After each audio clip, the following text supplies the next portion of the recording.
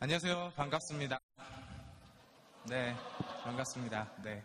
저는 고향이 대구고요. 그래서 창원에 내려올 때 굉장히 좀 설레이는 마음으로 내려왔습니다. 오늘 제가 드릴 이야기는 첫 연사로서 제가 드릴 이야기는 공기에 관한 이야기를 드리려고 합니다. 흔히 지방에 있는 분들이 많이 생각하시는 게 우리 지방에 있으니까 여러 가지 관점에서 불리하다 생각을 되게 많이 하는데 오늘 제 이야기를 통해서 그런 공기들이 사실은 환상과도 같은 것임을 느낄 수 있도록 해드리고 싶고요. 그리고 이제 지금 우리에게 필요한 것이 무엇인지를 제 지금까지 경험을 통해서 이제 전해드리도록 하겠습니다. 네. 하품. 제가 하품을 하면 여기 계신 분들 대부분도 하품을 따라할 수 있을 가능성이 되게 높겠죠. 보통 하품을 보게 되면 우리도 하품을 따라하게 되죠. 그렇죠. 하품은 되게 전염성이 있습니다. 근데 반면에 딸꾹질은 어떻죠? 딸꾹질을 한다는 걸 본다고 해서 딸꾹질을 따라하진 않죠. 둘 다 생리적 현상인 것 같고 그냥 보고 어떤 우리가 반응하는 건데 하품은 되게 전염성이 큰 반면에 왜 딸꾹질은 따라하지 않는 걸까? 전염성이 없는 걸까? 최근에 이제 뇌과학 연구에 따르면요. 사실은 하품이라는 거는 생리적 현상인 것과 동시에 감정, 정서의 전염이라는 게 밝혀졌어요. 그러니까 무슨 말이냐면 이 환경이 되게 신나는 환경이면 누군가 하품해도 아무도 따라하지 않게 되는데 되게 분위기가 되게 지루하고 재미없어요. 그러면 누군가 하품했을 때 그 정서가 확 퍼져나가는 거예요. 전염이 되는 거거든요. 근데 이 하품 이야기를 하면서 전염성에 관한 이야기를 했는데 여기서부터 재미있는 이야기가 이어집니다. 만약에 그 하품이 아니라 비만은 또 어떨까요? 비만은 전염성이 있을까요? 없을까요? 비만은 전염성이 있습니다. 특히 촌수에 따라서 1촌이면 50%, 2촌이면 25%, 촌수에 따라서 비만도 상관관계가 있습니다. 근데 더 재밌는 거는 이 비만이 아니라 영상에서 잘 보이진 않는데요. 실제로 촌수보다도 더 강력하게 비만이 전염되는 부분이 있는데요. 자기 와이프라든지 아니면 자기 형제보다 사실은 자기와 정서적으로 교감하고 있는 친구들끼리는 전염이 확산될 가능성이 더 많습니다. 그러니까 보통 왜 어머니가 아버지가 아무리 이야기해도 그 얘기는 듣지 않지만 우리 친구 얘기는 되게 잘 듣잖아요. 실질적으로 정서적으로 연결되어 있는 사람끼리는 그 어떤 정서라는 것들이 더 전염이 잘 되도록 되어 있습니다. 그래서 그 친구 간의 비만의 전염률은 아까 1초는 50%, 2초는 25% 이렇게 얘기했었잖아요. 근데 친구의 비만 전염률은 170%나 됩니다. 170%. 그러다 보니까 생긴 재미있는 일이 바로 이거죠. 뉴욕타임즈의 기자들이 이런 이야기를 했죠. 살이 붓고 있습니까? 그거는 당신 친구 때문입니다. 라고 얘기했어요. 이렇게 말하니까 유럽의 외신 기자들도 여기에 반박을 했어요. 친구들의 몸무게가 늘고 있습니까? 예상이 되죠? 바로 당신 때문입니다. 라고 이야기를 했죠. 그리고 또 하나 잘 퍼지는 게 있죠. 나쁜 소문. 좋은 소문보다 이상하게 나쁜 소문이 굉장히 빨리 퍼지고 있고 최근에 그 카이스트 문화대학원의 차미연 교수가 실질적으로 리서치를 한 거에 따르면 최선당 사건처럼 그것들에 대한 그 악의적인 소문들은 굉장히 빨리 확산되는 데 반해서 그거에 대한 어떤 사과 기사 그리고 어떤 그거에 대한 비평 기사들은 별로 퍼져나가지 않았어요. 근데 보통 우리가 이런 이야기를 할 때 많이 하는 이야기가 역시 사람들은 좋은 이야기보다는 되게 부정적이고 뭔가 나무 험담하는 이야기들이 더 잘 퍼져나가 생각하지만 계속 지금까지 이야기하는 관점에서 정서라는 관점에서 생각해 보시면 사실은 정서가 퍼져나가고 있는 거죠. 행복도 마찬가지입니다. 행복 역시 전염이 됩니다. 그래서 내가 행복한 사람들과 더 많이 같이 있을 경우에는 나도 행복해지게 되고요. 좀 부정적인 환경에 있는 사람들과 함께 있으면 나도 부정적이 됩니다. 피상적으로 이해가 되죠. 이런 것들을 직접적으로 확실히 딱 보여드리는 영상이 하나 있습니다.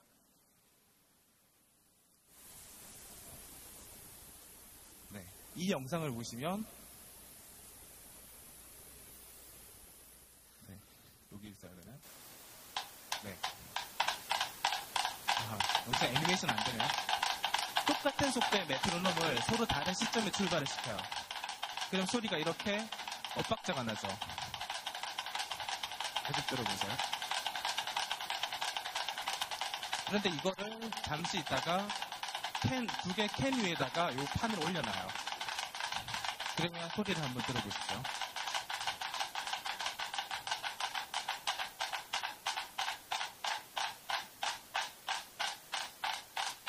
소리가 똑같아지죠. 서로 똑같은 속도의 메트로놈을 서로 다른 시점에 출발시켜서 일부러 엇박자가 나게 만들었을 때 시간이 지나면 이상하게도 그 메트로놈은 절대 소리가 이렇게 엇박자가 일치될 수가 없는데 시간이 지날수록 일치가 돼요. 지금까지 이야기를 왜 드리냐면 결국 우리가 늘 생활을 하면서 여러분들이 많이 듣는 이야기가 바로 이야기입니다. 늘 우리한테 열정을 가져라, 도전해라, 행복하라, 인생의 주인공은 바로 너다. 되게 많은 이야기 듣죠. 근데 실제로 우리가 처한 환경은 그렇지 않다는 거죠. 되게 무기력, 뭔가 부정적인 어떤 기운들이 우리를 둘러싸고 있다는 거죠. 그렇다 보니까 자꾸 저런 이야기를 자꾸 듣고 창의적이 되라, 열정적이라 자꾸 얘기 들으니까 계속 우리 마음속에 그런 생각이 드는 거죠. 나는 그렇게 열정적이지 않은 것 같은데, 나는 그렇게 창의적이지도 않은 것 같은데, 되게 그런 생각이 자꾸 맴돌면서 나는 별로 그러면 이 상황에서 나의 미래는 암울한 걸까? 이런 생각을 많이 하죠. 여기에 드리고 싶은 이야기가 바로 화난 원숭이 이야기입니다. 우리 안에 10마리 원숭이를 놔두고요. 그 천정에 바나나를 매달아 놓습니다. 그러면 원숭이들이 바나나다 하고 바나나 따먹으러 올라가겠죠. 그럴 때마다 실험자가 찬물을 확 끼얹어 버려요. 그러면 원숭이들이 깜짝 놀라서 땅바닥에 떨어지면서 어이씨 이러면서 막 화를 내죠. 그러다가 또다시 따먹으러 올라가려고 해요. 그럴 때마다 실험자가 찬물을 끼얹어 버리거든요. 그러면 이제 계속 시도할 때마다 자꾸 찬물을 맞으니까 원숭이들이 더럽지만 저건 따먹으면 안 되는구나 생각하고 포기를 하게 돼요. 그 상황에서 이제 실험자가 신참 원숭이를 한 마리 넣습니다. 그리고 고참 원숭이를 한 마리 빼요. 그럼 신참 원숭이는 딱 들어가서 봤더니 우리의 바나나가 있잖아요. 그래서 바나나다 하고 따먹으러 올라가려고 하는데 그때부터는 찬물을 끼얹지 않습니다. 그런데 재밌는 일이 생기죠. 이번에는 고참 원숭이들을 개를 불러요. 일로 와봐라. 구석에 몰고 가서 죽는다? 뭐 이러거든요. 너 나니까 이렇지. 너 저 위에 고참들한테 걸리면 너 죽어. 이렇게 이야기하면서 그 신참이 바나나를 따먹으려고 하는 것을 굉장히 협박과 이제 공격을 하면서 못 따먹게 만듭니다. 신참 원숭이는 바나나 따먹으려고 했을 뿐인데 뭣도 모르게 선배들한테 야단을 맞으면서 저거는 따먹으면 안 되는구나 생각하고 포기를 하게 되죠. 그럴 때마다 신참 원숭이가 새로운 신참 원숭이를 넣고 실험자가 새로운 신참 원숭이를 넣고 고참을 한 마리 찹니다. 그럼 똑같은 일이 벌어집니다. 결국 그 우리 안에는 모두 찬물을 맞은 경험을 한 적이 없는 신참 원숭이들로 가득 차게 되지만 아무도 바나나를 따먹으려고 하지 않습니다. 이게 우리가 처한 학습된 무기력의 대표적인 현상입니다. 바로 화나는 원숭이 현상이라는 건데요. 결국 어찌 보면 여러분들 여기 계신 분들 대부분이 학생들이신데 새로운 도전, 뭔가 또 다른 길을 걸어오고 싶지만 우리가 속해 있는 환경에서 우리 선배들이, 우리 부모들이, 우리의 교수들이, 또 다른 우리의 사람들이, 우리의 정서적으로 연결되어 있는 사람들이 그거 해봐야 안 돼. 해봐야 다쳐. 넌 지방에 있으니까 안 되고 너는 공부 못하니까 안 되고 이런 식으로 계속 그 이야기를 들으면서 우리가 그 환경에 전염이 되어버린다는 거예요.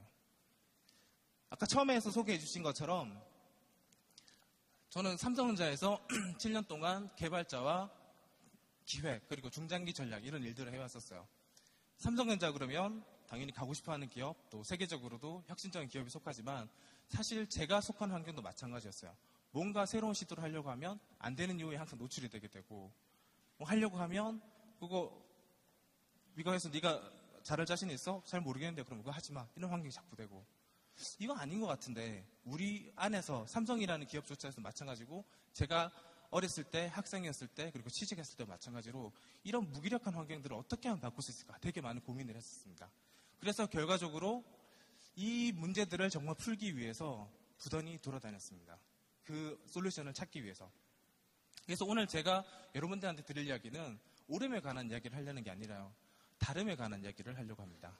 이거 관련해서 저는 굉장히 오랜 동안 이 답을 찾기 위해서 노력했고 오늘 들려드릴 이야기가 바로 그 이야기입니다. 제가 미국을 돌아다니면서 많은 혁신적인 기업들을 돌아다니면서 만났던 기업 중에 하나가 이 멜트워터라는 회사에서 만들려고 했던 스트리미어라는 서비스인데요. 이 스트리미어는 쉽게 말하면 벅스 같은 거예요. 어디에서? 가나, 아프리카 지역에서 벅스 같은 서비스를 만들겠다는 거예요. 음악 스트리밍 서비스를 하겠다는 거예요.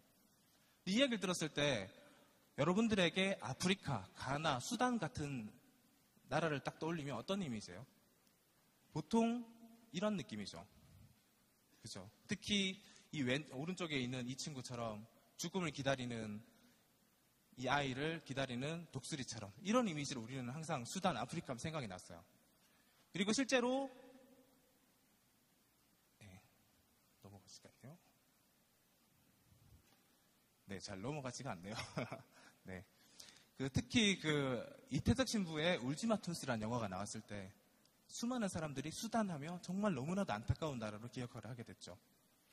근데 제가 이 답을 찾기 위해서 돌아다니면서 깨달은 사실은 바로 그거였습니다. 아까 처음 말씀드린 것처럼 똑같음의 어떤 환경, 부정적인 환경, 그것이 얼마나 우리에게 어떤 환상을, 엉뚱한 환상을 만들어주고 있냐를 발견했었거든요. 실제로 수단을 예를 들잖아요. 못 사는 나라, 굶어 죽는 나라 같은데 수단의 휴대폰 사용의 인구는 50%가 넘습니다. 많은 사람들이 휴대폰을 사용하고 있어요. 보통 우리 기술은 유선에서 무선으로 발전하잖아요. 근데 이런 나라들은 바로 무선으로 점프해버렸어요.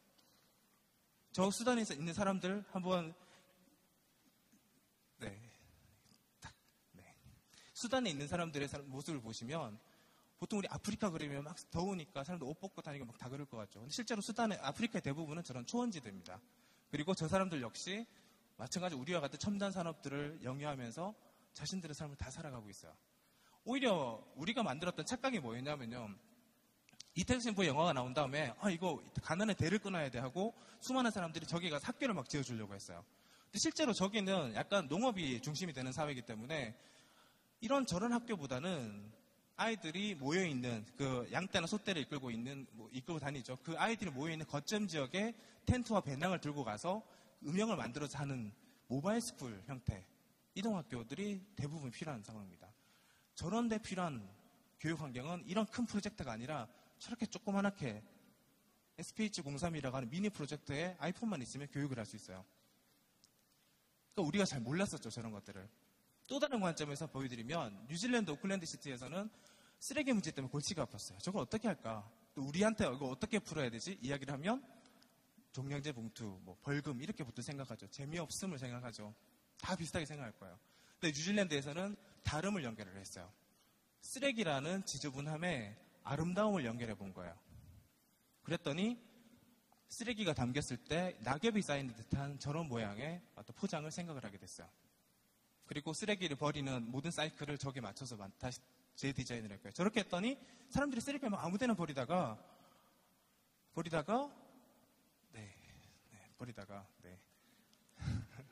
이게 처음 안 넘어가네요. 버리다가 갑자기 예쁘게 나란히 예쁘게 버리기 시작했어요. 저뿐만이 아니라 뿐만이 아니라 자기 집 앞에도 쓰레기를 막 버리는 게 아니라 예쁘게 조경으로서 버리기 시작한 거죠. 서로 다름을 연결했더니 우리가 생각하지 못했던 전혀 새로운 모습들이 나타나기 시작했어요. 그래서 어떤 일예로 저런 것들을 보여드렸었는데 요지는 그런 거예요. 막 돌아다닐수록 그 답을 찾고자 하면 찾고자 할수록 우리가 직면한 것들은 너무 재미없는 단절, 같음에 너무 노출돼 있었던 게 아닌가? 그런 거에 자꾸 노출이 돼 있다 보니까 우리는 새로운 시도들을 자꾸 하지 않게 되죠. 그러면서 이제 보이지 않는 걸 보게 됐습니다. 지금 짧게 말씀드리면 이제 이혜령 교수가 2006년에 디지로그 선언을 했죠. 디지털과 아날로그는 더 이상 분리할 수 없다. 그게 5년 전 이야기예요. 요즘에 강산이 1년마다 변하거든요. 5년이 지난 지금은 이 디지털과 아날로그는 더욱더 서로 가까이 갔고 이 경계는 완전히 멜트다운이 됐습니다. 그래서 이걸 더 줄이면 다이얼로그가 됩니다. 결국 이제는 아날로그와 디지털이 완전히 결합이 돼서 다이얼로그가 됐고 결국은 기술이 우리로 하여금 서로 소통을 하도록 만드는 시대에 왔습니다. 이게 무슨 말이냐? 결국 예전에는 인터넷 그러면 정보의 바다로 생각했죠. 근데 이제는 남들이 뭐 하는지 자꾸 보시죠. 여러분들 지하철이나 버스나 어떤 무언가 열심히 몰입하고 있지 않는 상황에서는 전부 다 대부분 카카오톡을 하시거나 페이스북을 하시거나 트위터를 하시죠. 옛날만 해도 인터넷 그러면 그냥 웹서핑하는 용도였어요. 근데 지금은 여러분들이 대부분 서로를 발견하고 서로와 소통을 하는데 시간이 많은 부분들을 쓰고 있습니다. 그러다 보니까 네트워크, 인터넷이라는 것들이 기계, 어떤 정보, 데이터 이런 관점에서 요즘에는 사람의 연결, 사람의 바다처럼 느껴지게 만들었죠. 지금 우리가 맞이한 기술의 변화입니다. 이러다 보니까 재밌게 생긴 게 결국은 예전보다 이제는 사람을 의식하게 되고 저 사람이 무슨 이야기를 하는지, 혹시 내 이야기를 하지 않는지, 그리고 내가 아는 이야기가 나오잖아요. 그러면 입을 대고 싶어지죠. 아는 이야기가 만나면 그거 나 아는데 하고 한마디 하고 싶어지죠. 그러니까 점점 사람들이 더 떠들게 되죠. 떠들게 되고 아까 처음에 제가 정서를 이야기했었죠. 결국은 예전에는 내가 없었어요. 우리가 있었죠. 나는 학생으로서 취직을 해야 되고 좋은 아빠가 돼야 되고 좋은 애인이 돼야 되고 나는 없는 역할로서만 존재했었어요. 우리라는 위의 세계에 살았어요. 근데 그런 것들이 이런 발견의 소통 비용의 감소, 발견의 어떤 용이함을 점점 더 가속화시키면서 결국 이제는 자기를 의식하게 됐어요. 그래서 예전에는 우리가 있어야지 내가 있지라고 했었는데 이제는 내가 세상의 중심에 놓이게 된 거예요. 트위터, 페이스북 모든 서비스들이 지금 와서 어떤 폭발적으로 창발하고 있는 것들은 다 결국은 이제는 이런 발견 비용의 감소로 인해서 내가 그 중심에 놓여 있기 때문인 거죠. 네, 얘가 타이밍이 있는 것 같아요. 잘 먹는 타이밍이 있고, 네, 어디 눌러야 되지? 이쪽에? 네, 네, 네. 그래서 결국은 우리가 있어야지 내가 했지. 이 세상으로 완전히 이동했어요. 근데 여기서 정말 혁명적인 변화가 생깁니다. 여러분이 맞이한 완전히 새로운 세상이 이겁니다. 과거에는 위에 내가 없는 대중이라는 위가 있었고요. 최근에는 내가 중심인 미가 됐죠. 많은 사람들이 이렇게 되면 결국 개인주의, 이기주의, 결국 미래는 더 안 좋아져, 외로워져. 이렇게 이야기를 했었지만 결국 내가 중심이 되다 보니까 다른 사람이 아닌 내가 좋아하는 것, 내가 관심 있는 것들에 관해서 더 집중하게 됐어요. 그러다 보니까 내가 뭐 하나 던지게 되잖아요. 그럼 이제는 그거 나도 그 생각했는데요? 같이 하시죠? 라는 사람들이 쉽게 나오게 돼요. 반대로 다른 사람이 하는 걸 보면서 나도 그 생각했었는데 같이 하지 해서 관심사의 네트워크들이 폭발적으로 증가하기 시작했어요. 결국 우리는 새로운 위를 만나게 돼요. 미위라고 하는 세스 고딘이 말한 트라이브라는 것들이 여기서 생각이 나게 됩니다. 그러다 보니까 이제는 남들은 별로 우습고 뭐 별로 중요하지도 않다고 생각했던 이런 레드 앤 레이디 같은 고상한 취미를 즐기는 할머니들의 모임들이 이걸 딱 보고 쉽게 지구 반대쪽에서 발견하고 이거 우리도 하면 좋겠는데 해서 또 다른 분들이 또 모브를 하게 되고 이 사람들은 서로 만날 일도 없지만 결과적으로 하나의 어떤 서로의 어떤 같은 공동체로서 인식하게 되고 결국 같은 커뮤니티를 만들어내게 됩니다. 지금 우리가 맞이한 세상이 바로 이런 거죠. 그래서 소개해드리고 싶은 게 이런 겁니다. 이제는 이런 사람들이 모여듭니다. 내가 관심을 가지고 있는 주제들에 대해서 사람들이 수십 명에서 수백 명이 모여들고요. 이런 사람들이 정말 자기가 주인공에 대해서 함께 뭔가를 만들어냅니다. 그리고 이런 사람들 수백 명 정도가 아니고요. 이런 사람들이 수천 명이 모여듭니다. 수천 명이 모여듭니다. 그리고 수천 명? 그것도 아닙니다. 이제는 수만 명이 모여들어요. 테드 컨퍼런스 잘 아시죠? 이제는 이 테드라는 게 단순 지식 콘서트가 아니고요. 결국 어떤 확산 가치가 있는 아이디어를 위해서 사람들이 함께 힘을 합치기 위해서 나도 그 생각 좋은 것 같은데 그 생각 퍼뜨려야 될 것 같은데 그래서 그 사람들이 뭉치는 지식 네트워크예요. 그것들이 세상을 변화시키고 있고요. 이 사우스 바이 사우스 웨스트라고 하는 그 지식 복합 컨퍼런스 같은 경우에는 텍사스 오스틴에서 열리는데 우리나라 같으면 일종의 대구나 이런 경남 지역 같은 정도예요. 약간 외딴 지역이에요.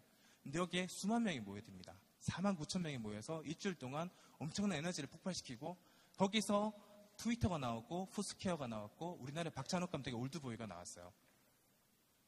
미국은 되고 우리는 안 된다? 그런 게 아니고요. 이제는 내가 좋아하는 것들을 향해서 사람들이 뭉치게 됐을 때 그 뭉침의 에너지라는 것이 어떤 지역이나 위치, 나의 어떤 능력에 상관없이 그 같은 관심사를 공유하는 사람들의 힘이 이만큼 커졌다는 거죠. 지금 우리가 맞이한 세상이 바로 이런 세상입니다. 결국 소셜 네트워크라는 것들이 지금 왜 이렇게 소셜 네트워크가 세상을 엄청나게 변형시키고 있을까요? 결국 요지는 그런 거죠. 결국 감정이 이제 퍼져나가는 거예요. 맞죠? 정서가 퍼져나가고 있는 거예요. 나의 정서가 사람들에게 퍼져나가고 있고 그 정서들이 들끓고 있고 그래서 페이스북은 출발한 지 얼마 안 돼서 벌써 지금 10억의 사용자를 가지고 있죠. 그래서 중요한 건 이제는 어떤 내가 아닌 다른 누군가의 생각을 내가 따라가는 게 아니라 여러분이 느끼는 그 생각들을 열심히 사람들과 공유하게 되면 반드시 그 생각을 함께하고자 하는 사람들이 꼭 있습니다. 그런 것들을 두려워하지 마시고 적극적으로 자신을 공개하시고 적극적으로 다른 사람의 생각들에 나도 그 생각했습니다 라고 하면서 적극적으로 참여를 하세요. 그러면 여러분들의 미래를 바꿀 수 있는 완전히 새로운 변혁이 시작될 거라고 저는 믿습니다. 마지막으로 저는 믿습니다. 우리가 만난 거에는 분명한 어떤 이유가 있을 거라고 믿어요. 우리 사이에는 분명히 어떤 카르마가 있습니다. 그 카르마를 믿고 자신들의 어떤 생각들, 정서들을 열심히 서로 공유해 주시기 바랍니다. 감사합니다.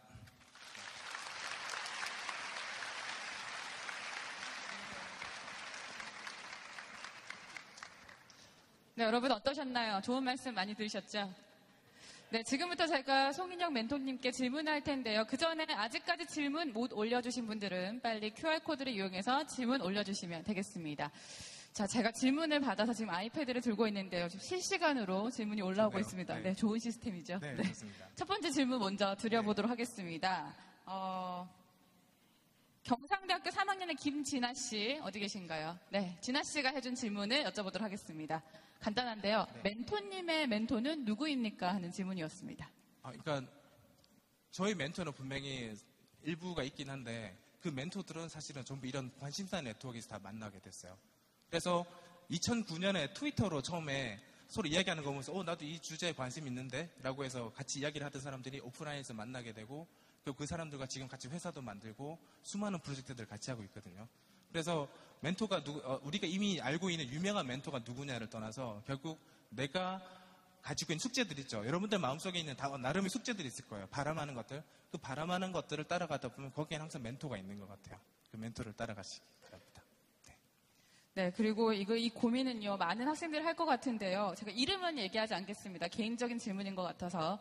지금 취업을 해야 되는데, 복리후생이 잘 돼 있는 좋은 기업에 가자니 내가 원하지 않는 일이고, 내가 원하는 일을 하려니 복리후생도 안 좋고, 급여도 낮고, 인식도 나쁜 그런 회사인데, 이 주변에서 부모님과 친척분들이 스트레스를 굉장히 많이 준다고 합니다. 이런 친구들에게는 어떤 말씀을 해주실 수 있는지요? 네. 먼저 약간 다른 쪽의 이야기인지 모르겠지만, 많은 분들이 대기업을 취직하려고 하시죠. 삼성전자, LG 이런 데 지원하시려고 하죠. 근데 재밌는 건 삼성과 같은 기업들은 여러분들 지원을 하실 때 학교가 어딘지를 보지 않아요. 학교 란 자체가 없어요. 그러니까 사실은 여러분들이 무엇을 했고 무엇에 관심을 가지고 어떻게 이것들을 시도해봤고 어떤 실패를 해봤는지를 경험하시는 게 더 중요한 상황이거든요. 근데 다들 남들이랑 똑같은 기준으로 막 열심히 공부하고 오셨다 보니까 그러니까 면접관들도 할 질문이 없어요. 그러니까 준비된 질문을 하게 되는 거예요. 그러니까 오히려 어떤 복리후생이 좋은 기업 아니면 어떤 새로운 스타트업을 하는 관점 이런 것들보다 여러분들이 관심을 가지는 주제들에 대해서 더 많은 시도를 하는 게 진짜 여러분들이 바라는 결과를 나타낼 거라고 생각하고요. 저 같은 경우에도 결국은 이 복리후생이 좋은 삼성전자에 왔다가 결국은 나와서 제 회사를 다시 시작하는 관점입니다. 어찌 보면 여러분들이 시작하는 이 고민과 되게 비슷해요. 근데 그 차이는 있는 것 같아요. 여러분들이 삼성을 위해서 열심히 일해주실수록 여러분들이 좋은 기업을 위해서 열심히 노력할수록 그 기업이 잘 되지만 여러분은 별로 드러나지 않죠. 근데 반면에 여러분 자신이 생각하는 것들을 실현하게 되면 그 모든 것들은 여러분의 평판이 되고 여러분의 브랜드가 되죠. 저는 이제 작년에 회사 나와서 시작하고 있는데 또 1년이 지났지만 오히려 회사 다닐 때보다는 더 좋은 평판과 더 좋은 조건으로 살아가고 있습니다. 더 좋은 월급도. 네. 자, 다음 질문을 한번 드려보겠습니다. 대학교 4학년인데요. 취업하고 싶은 분야가 전공과 전혀 다른 분야라고 합니다. 그래서 원하는 직업을 가지려고 하면 전공 공부를 다시 해야 되는데 이 4학년인데 어떻게 해야 되냐고 질문을 해오셨습니다. 네. 사이언스, 순수 과학을 제외하고는 나머지 다 대부분 인문학이나 엔지니어링 쪽이죠. 결국 회사에 들어갔을 때 엔지니어링 예를 들면 컴퓨터 공학을 했다고 하는 게 컴퓨터를 한다는 게 중요한 게 아니라 컴퓨터를 이용해서 회사가 풀고자 하는 숙제들을 그걸 적용하는 거잖아요. 그러니까 사실은 여러분의 전공과 회사가 안 맞느냐가 아니라 사실 여러분이 경험했던 것도 별로 없잖아요. 그 전공 가지고 무엇을 할지도 경험해 본 적도 없어요. 그러니까 그런 거 걱정하지 마시고 회사에 들어가시면 그 전공과 별도로 여러분이 하고 싶어 하는 일들을 대부분 다 할 수 있습니다. 그건 그건 제가 자신 있게 말씀드릴 수 네. 있는 것 같아요. 회사에 가서 여러분들이 하고 싶어 하는 일 다 할 수 있습니다. 못한다고 하는 거는 다 핑계예요. 그렇지 않겠어요? 여러분, 나 이거 하고 싶다고 막 하면 여러분 상사들은 그래, 이거 얘 관심 가지고 잘하는 것 같으니까 이거 하게 만들어야지 라고 하는 게 당연하겠죠. 그러니까 남들의 그런 이야기 신경 쓰지 마시고 여러분들이 하고 싶어 하는 것들을 더 추구하는 게 전 정답이라고 봅니다. 네, 알겠습니다. 자, 다음은 경남대학교 졸업생이네요. 김동원 씨 어디 계신가요? 네, 본인, 예, 어디? 제가 못 봤습니다. 아, 네, 안녕하세요. 자, 김동원 씨가 질문하신 내용인데요. 멘토님께 굉장히 관심이 많은가 봅니다. 질문이 많습니다. 자, 첫 번째, 당신이 삼성전자에서 박차고 나올 때 당신의 심정은 어땠습니까? 여기서부터 답변해 주시죠. 네. 네. 자세한 저의 어떤 그 히스토리들은 저희 책 화나는 원숭이들은 모두 어디로 왔을까를 보시면 알 수 있는데 네. 나올 때 회사가 싫어서 나왔던 게 아니고요. 제가 했던 도전들이 점차적으로 저를 굉장히 더 많은 연결들을 만들게 됐어요. 더 많은 사람들과 더 많은 일들을 하고 그게 제가 현재 하고 있는 일과는 되게 맞지 않았고 그것을 할 수 있는 곳이 회사 안에 많이 없었어요. 그래서 결국은 두려움보다는 이걸 정말 하고 싶다 해서 회사에서 나왔고 결국 그것을 함께 했던 사람들과 함께 더 재밌고 신나게 일을 하고 있습니다. 네. 남들보다 먼저 꿈에 대해서 생각을 먼저 하셨을 것 같고요. 대학교 다닐 때도. 그런데 일단은 삼성전자에 들어가셨단 말이죠. 그러면 꿈을 쫓아서 들어간 건지 아니요. 아니면 들어가서 꿈이 갑자기 바뀌신 건지. 그렇죠. 네. 네. 여러분들 대부분은 마찬가지로 회사 들어갈 때만 해도 저 기업이 좋아 보이니까 지원을 했던 거였고요. 근데 회사를 다니면 다닐수록 결국 저는 꿈이 뭐냐라는 질문보다 먼저 드리고 싶은 질문이 여러분들 각자 가지고 있는 숙제들이 있어요. 일종의 상처, 트라우마, 계속해서 여러분을 괴롭히고 있는 주제들이 있습니다. 그게 열정의 비밀이라고 생각하거든요. 계속 그걸 생각하니까 그게 열정인 거죠. 그 열정이 결국 여러분들을 하여금 미래를 나아가게 만들고 회사에 있다 보니까 그 숙제들을 더 인식하게 되고 그것들을 향해서 진짜 더 매진을 해야 되겠다고 생각해서 오히려 회사를 다니면서 꿈을 가지게 된 케이스죠. 네, 마지막으로 오늘 멘토님의 강의에 대해서 불쾌하다는 입장을 나타낸 분이 있습니다. 이름은 말씀드리지 않겠지만 질문 내용은 이렇습니다. 뚱뚱한 사람, 살찐 사람으로서 불쾌하다. 왜 그렇게 사람을 불쾌하게 만드냐라고 말씀하시는데 마지막으로 정리를 해주시고 네, 그 친구를 풀어주시고 내려가셔야 될 것 같습니다. 참고로 제 몸무게 저도 뚱뚱하잖아요. 저도 95kg이거든요. 네, 저도 뚱뚱해요. 뚱뚱하다는 게 뭐 문제가 아니라 전염이 된다는 것일 뿐. 네, 네 그렇습니다. 네, 감사합니다. 네, 알겠습니다. 네, 이 시대의 가장 핫한 소셜 네트워킹 멘토 송인영 님이었습니다. 여러분 큰 박수 부탁드립니다. 감사합니다.